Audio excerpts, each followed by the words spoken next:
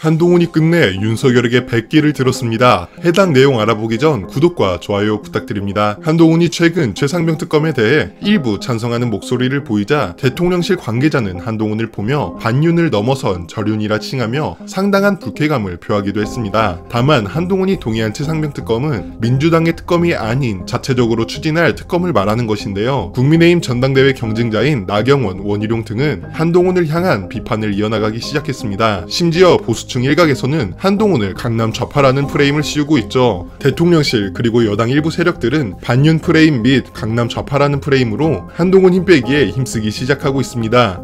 반면 한동훈이 말한 자체적으로 추진할 최상병 특검에 대해 민주당은 시간 끌기라며 비판하며 나섰고, 결국 한동훈은 여당 내부에서 공격당하는 신세가 되었고 야당에게도 강경한 공격을 받고 있는 상황이죠.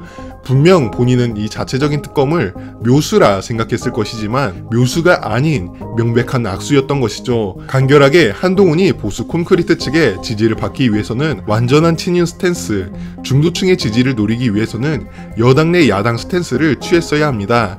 사실 중도층도 한동훈에 대한 비호감도가 너무 높아 가능할까 싶은 전략이긴 하지만 윤석열 부하 1프레임에서 벗어날 최선인 전략이죠. 이도저도 아닌 모습으로 모두에게 사랑받는 모습이 아닌 모두에게 비판받는 결과가 나타난 한동훈입니다. 결국 정치 초보다운 모습이 한동훈의 첫 발걸음부터 드러난 것이죠. 이러한 상황 속 한동훈은 결국 결단의 모습을 보입니다. 바로 다시 친윤 스탠스로 복귀하는 것이죠. 한동훈은 채널 A에 나와 윤석열을 향해 저는 그 누구보다 윤 대통령이 성공한 대통령으로 남길 바란다며 오랫동안 봐왔던 분이고 박력 있는 리더다, 대단한 직관을 가진 분이라서 살아오면서 놀랄 일이 많았다고 언급했고, 그러면서 갈등설에 대해서는 서로 오랫동안 지내오면서 생각이 다른 경우가 있었고 같은 경우도 있었지만 결국 토론을 하면서 해법을 찾아왔고 그 과정이 즐거웠다며 봉합의 여지를 남겨뒀죠.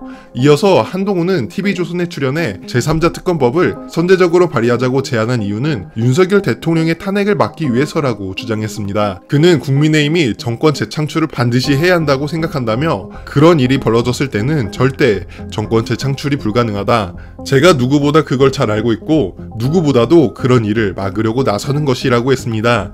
요약하자면 한동훈은 윤석열에게 고개 숙이고 들어가는 모습을 보이고 있습니다. 직접 탄핵을 암시하며 윤석열을 옹호한 발언을 이어나간 것인데요. 그런데 코끼리는 생각하지 말라는 말은 모르는지 탄핵 프레임을 본인이 앞서 입에 올리는 모습을 보이는 한동훈, 역시나 정치 초보다운 모습을 보여주는데요. 앞으로 더 재미있는 소식 있으면 전해드릴 것 약속드리며 오늘 영상 마치도록 하겠습니다. 감사합니다.